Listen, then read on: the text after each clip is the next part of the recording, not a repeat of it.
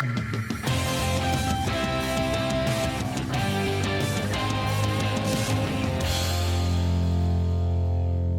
to the Gaily Dose. We are so excited to kick off Season 3, You Are Valuable. And I'm here with my very good friends, Jake and Diane, and what we hope is a very, very meaningful season for you. We're so glad that you chose to spend your time with us today. As always, you have no idea how much we appreciate it when you like us, subscribe us, share us with others. It means the world to us as we want to share light in the queer community. And with that, Jake, let's talk about who brought us here today. And guess who's always brought us here? We wouldn't be the Gaily Dose without AHF, obviously. And yet again, they're back to sponsor us this season. AHF is where you can find all of your gay healthcare needs, get those met regardless of your ability to pay. Find them at ahf.org. That's right, Jake. And we are, we are so focused on, seriously, like I'm so thankful for people in the community that have helped us to get here. Yeah. And our goal this season is really to focus on you. You, a member of the gay community. Whether you're an ally or you're one of our favorite other letters, you are really important and valuable to us. And part of our journey, if you think about it, Season 1 and Season 2, we spent a lot of time talking amongst ourselves on some topics or bringing in wonderful guests to speak with. But this season, what we're really hoping to do is talk about how to build up each and every one of us in the community to be brighter and brighter lights. If you think about it from a gay perspective, we're still a very, very young part of the tapestry of humanity. We really haven't been out this long. You like tapestry? Tapestry, yeah. the core of this humanity. So, I mean, honestly, even in this country, it wasn't very long ago that we were called sexual deviants, that we were called freaks. We were outcasts. And it has been a progressive march towards equality for us. But this time, for us as a people, it's important to not only think about ourselves as like equal, but how are we special? How do we, in our sensitivities and our unique perspectives, not only in intimacy, but in identity, how do we fit into the broader spectrum? How do we bless the straight community? How do we bless the world through arriving on the scene, if you will, as a community? I think a lot of us have seen a lot of challenges as individuals, and so this season we're focusing in on you as a person. How are you most valuable? How are you going to be the happiest? And that makes us really excited. And for some of you who are very young, you don't realize how precious the time is that you're in right now. Never before have people like us been so free to do so much. There's so many great examples in our history of people who've stood up, stood out, created wonderful things. But what will it be like if we're really empowered individually and as a community? This season we're going to focus on you, and in future seasons we're going to keep building on that. And we're excited to do it with you. And it's really, honestly, for you that we're doing this. So I'm going to start off asking my favorite dolls here, what is it, when we talk about being valuable, what is an example of a time or a way that you have struggled with seeing your own value in your life? Well, for me, I know that it's hard to see from where you are inside. It's easy to see everything else in the world and how it impacts you, but to be able to evaluate who you are inside and how you impact other people is so hard. I know that I went through, when I was going through this transition, I didn't know my value. I wasn't sure about it. But as I started to discover who I was inside of me, I really liked me. Mm-hmm. And I found that other people liked me too, which was fantastic. And I love to listen, and I love to talk about what I hear people say to me. So those are some of my struggles and I guess some of my pluses, I suppose. But I have to say that medication and meditation have helped a lot. Okay, there we go. The one thing I heard from you really is this gain of self-awareness, which is something I think I hyper-fixated on when I really started content creation. I hyperfixated on this awareness of self, how I spoke to the camera, how I delivered something in a comedic cadence. I didn't ever think I could be funny on camera. I didn't think I looked good enough to be on camera. Wait, you think you're funny on camera now? I do. But I also wear fraud as a brand. So, you know, it's just the intermingle. But it was funny to see myself and hyperfixate on what value am I actually bringing?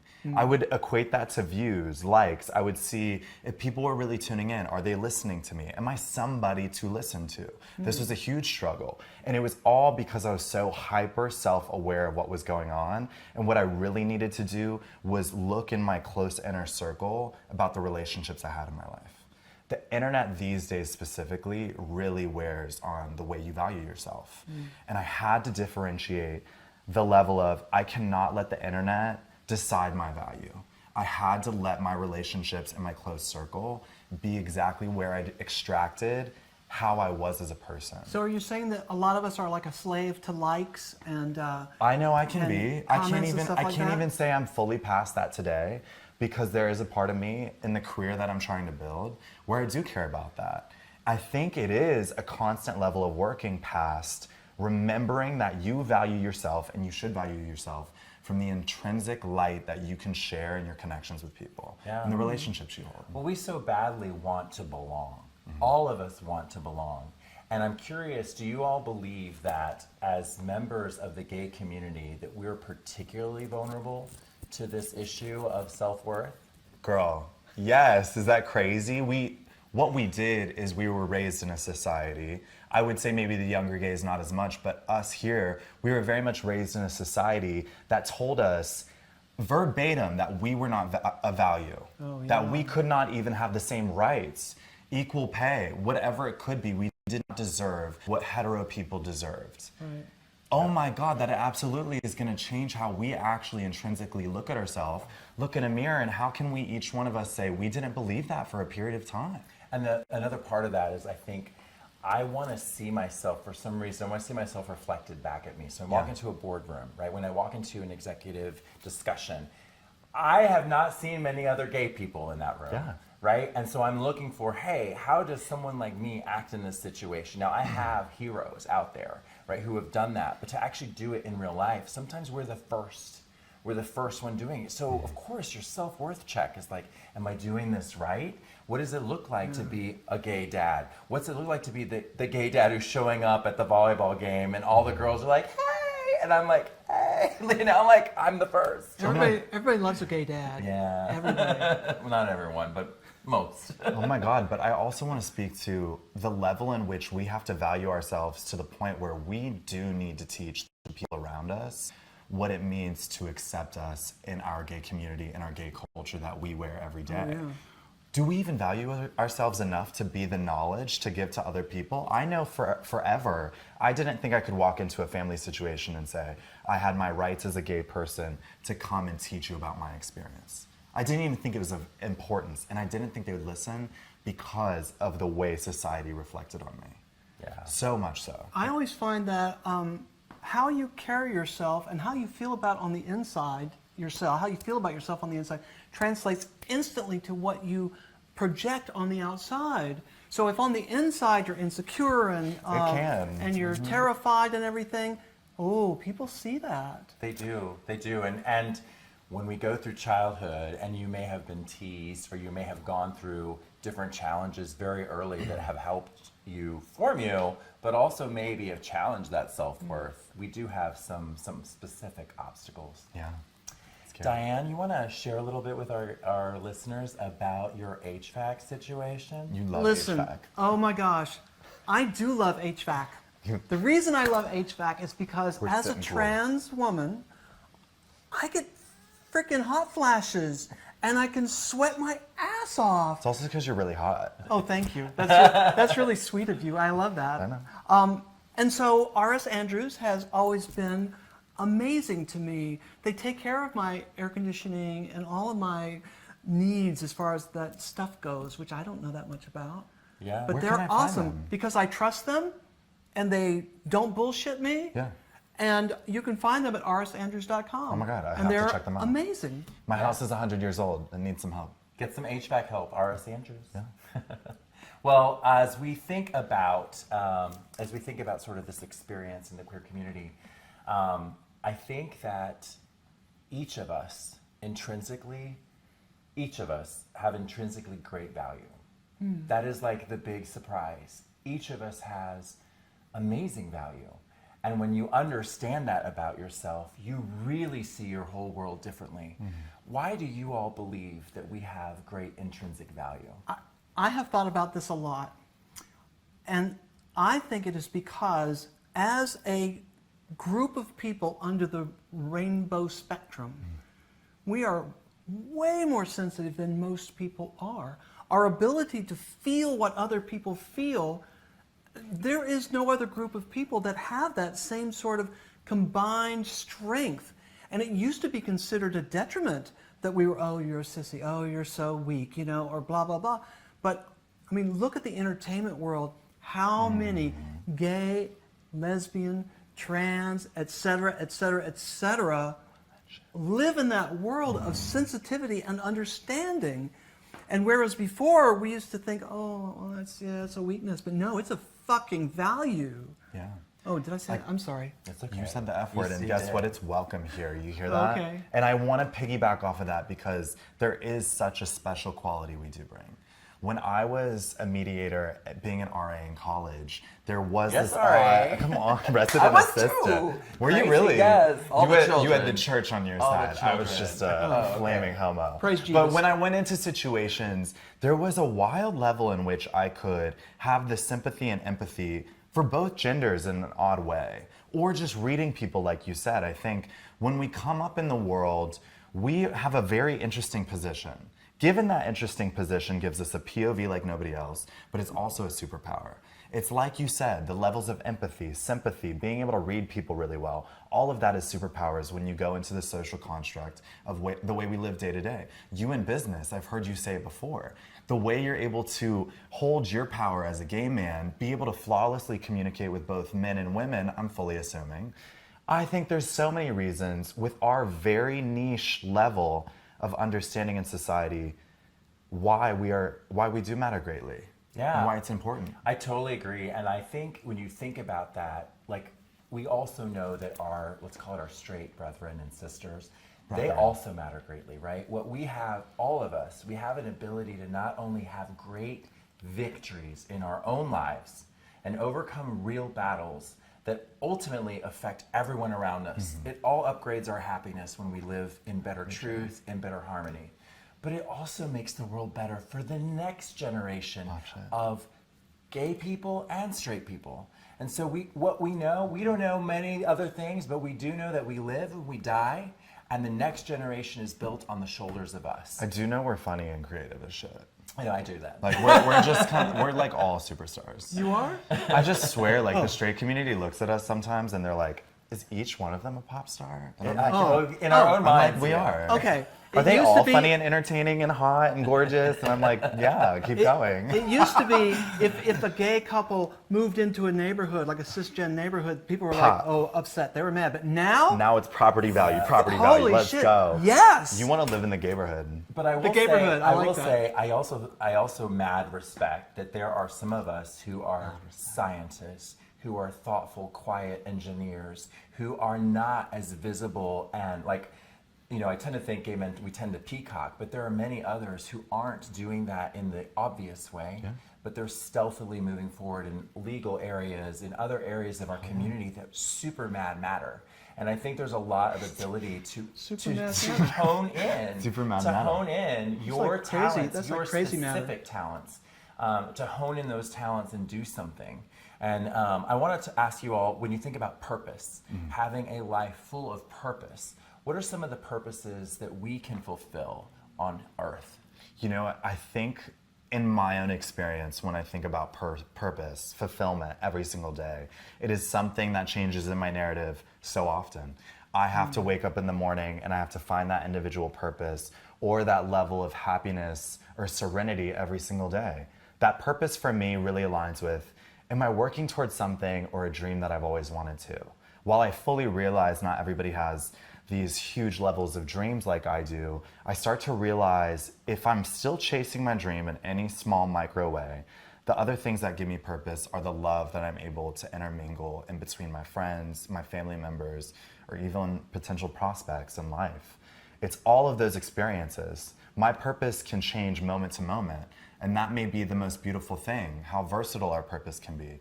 Our purpose can serve something different to each individual that we impact with our life. For me, that is so much bigger than this idea of me thinking my purpose is to be funny online, you know? Yeah. I can wake up and be like, well, I want to be a pop star tomorrow. Okay, great. Well, my mom is saying, my mom is sitting there and saying, you are a phenomenal son and you bring so much light to my life. That's another layer of purpose to me, you know? And hearing that and remembering the complexity of our purpose is what makes me so happy. And I'm so glad it can change. Because if it was jailed to one purpose in one moment at one time, I would be so stale and I'd get stuck, you know? Yeah. Diane? Well, I'll tell you, for me, my purpose is living the most me that I possibly can. To discover who that me is and really live that.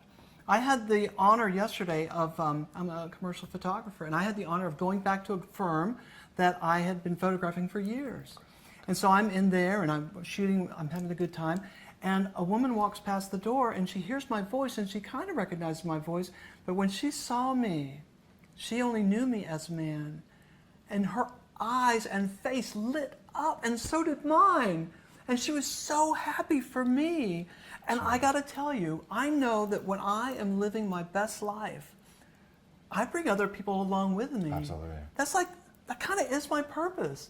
Regardless of what I do or where I go or what I decide to do in the future, as long as I'm living my very best me, life is good. Yeah, and you know, these two go together coincidentally. I really do feel like when you are living your best you, you're got to define what are you defining as your best you, right? There's certain values, certain things that you want. You want to be a loving person. You want to be a giving person. You want to be an encouraging person. But they're all things that you want to like be the best you. And then ultimately, since all of life is built on relationships, it's just the best you encourage the best other, right? And it's like a building effect. And I have a sincere belief that we have a very special place as humans about the energy that we share amongst each other. And the fact that literally the dreams that we dream can become the next things that actually happen here. You know, dreams like what MLK dreamed as one of our greatest forefathers here in Atlanta, right? And here for not only the US, but the world, right? Dreams like every child can have food, every child can have dignity. One of my dreams as a queer person is that everyone can have psychological safety to discover who they are without religion or others telling them that they can't be that. What do you get excited about when you think of a world of engaged gay peoples and engaged straight peoples who are truly trying to be their best selves? Just like what I said a moment ago about me living my best life and being filled with joy myself brings other people along, I think that's true of all of us sensitive people in this rainbow spectrum. That we are a literal joy and light on earth. Straight up. And you know, before there was conservatism, let's take the American Indians. If someone was trans, okay, they saw themselves as different than what they were born, those people were honored as shaman, as people of great understanding and great wisdom. All over the world, throughout history, it's been like that. So sometimes people preach hate, and in reality, all we can do is just close our ears to that hate and open ourselves up to the love and the joy. And I honestly think that's one of the most exciting prospects that we have today. I agree. Jake, what are your thoughts? You know, my mom always used to scream out of her Volvo S40 when I was going into school. She would drop me off some days. I wasn't privileged for every day. I wish. Those are but special she'd days. scream at the top of her lungs, "Be yourself!" And that was something that was so funny to me because I didn't know any other self to be. The one little element that I was hiding so much was this really insignificant thing that is called sexuality. And at the end of the day, it actually seems so significant to the rest of the straight world. But it's so funny in the gay community because for a lot of us, there's such a period of time that we're hiding so much of that. So when we finally get the opportunity and the fortune to be able to come out of the closet, we have a huge practice at being authentically ourselves. And it's something that's so special to us because it is such an obstacle, yet such a lesson we get to live with. And I don't know if the heterosexual community gets to be so in touch with their authentic self the way we got the chance to. Yeah. And what she always told me was, if you are truly yourself, people will gravitate towards the authenticity of the energy you're providing. I agree. And I cannot say more so that my life is not a living example of that. And I'm also so fortunate that I feel psychologically safe to be able to do that. I feel safe in the community I am, being Atlanta, having the friends that I do, the open-minded family that I do. It has been proven every single day that my authenticity has brought real love to my life. Yeah, and it brings real love to the world. Yeah. I think what we have a special and unique opportunity to do is as we all resonate and we let our lights shine, so to speak, and choose a little turn of phrase, others Never heard around that us. before. I know, No, where do you never. hear it? Ever. But truly, as we let our little rainbows shine, the rest of the world Gas, man. around us gets happier. Straight up. And we dream those dreams, and don't only dream them like they're some distant thing. How do we move to those things actually in our society? Straight up. Right? We get to concentrate on that kind of energy fully. Not all of us get to be parents. Many of us are fully dedicated to being the greatest light we can be, and therefore we can truly lift others up who are too busy raising those children, okay? And unfortunately, today in society, we flee the outskirts and we all come to cities. In a future world, if we're able to operate and function integrated, what a beautiful world Absolutely. that will be. You know, I've never seen anybody be upset about seeing a rainbow in the sky. No. You know, it's always awe. Yeah. If we live, as cheesy as that fucking was, apologies to everybody. It was pretty How cheesy. real is that? I think we should at That some was the point. gayest shit I've ever said in my life. I think we should do a deep dive on rainbows. That's what I think we should do. Straight up. Let's bring in a of diving. Speaking weather. of diving, Oh yeah. my God. Y'all, speaking of diving, I have always asked myself, where is the best scuba service shop in Atlanta? Where I'm is it? I'm Where is here it? to dive deep into those oceans, those lakes, maybe. I didn't know you were a diver. I just dive and I dive and I dive. And I found recently up in Lawrenceville, Georgia, Dive Atlanta. And I found them conveniently at diveatlanta.com. They were the genuine best spot. I could find all of my scuba gear. If I needed service on my favorite scuba gear, I got it there. So go, please, Jesus, go check them out. Oh, I gotta honey. tell you, I think if Ginger or Marcy were here, they would definitely challenge you on the diving skills because I hear they like to dive. Oh. All right, so we are going to wrap up today's first episode with our call to Kiki. Dolls everywhere unite. It's the call to Kiki.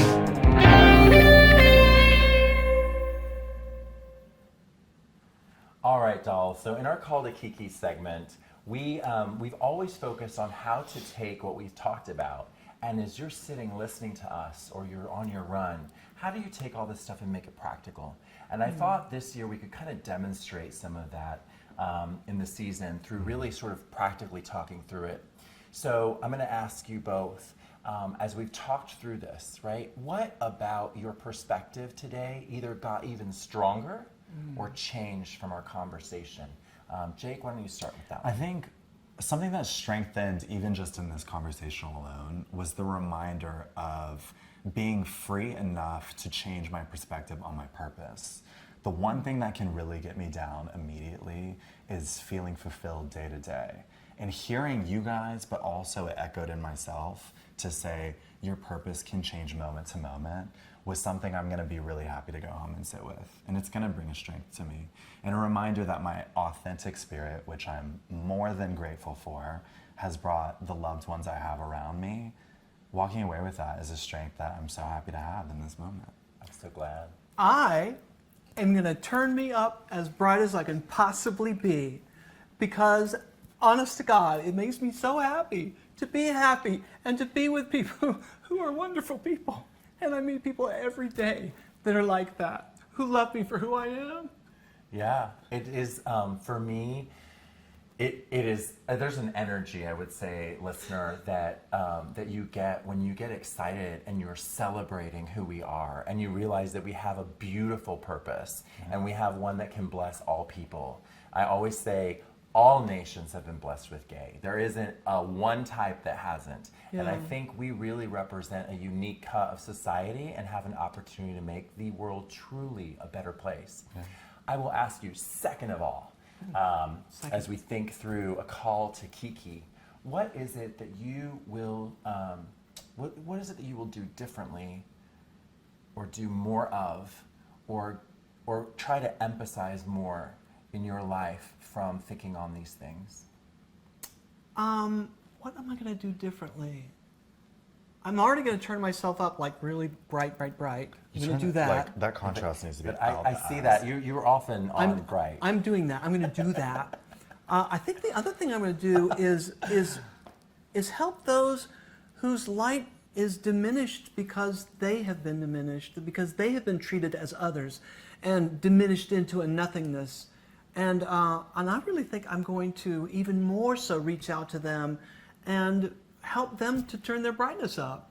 You know, to live their truth, to live their authenticity, and to love their life and to live the very best life they can. Absolutely. I'm glad you touched on that, because I think going back to like the self-worth, our own personal value, hearing myself admit to you both that Instagram, internet likes, internet views, internet follows still weighs in me, I think it just means there's still some work to be done there. Yeah. And there's still some things that I could rearrange to do differently in order to really untie my worth to anything that happens through the internet.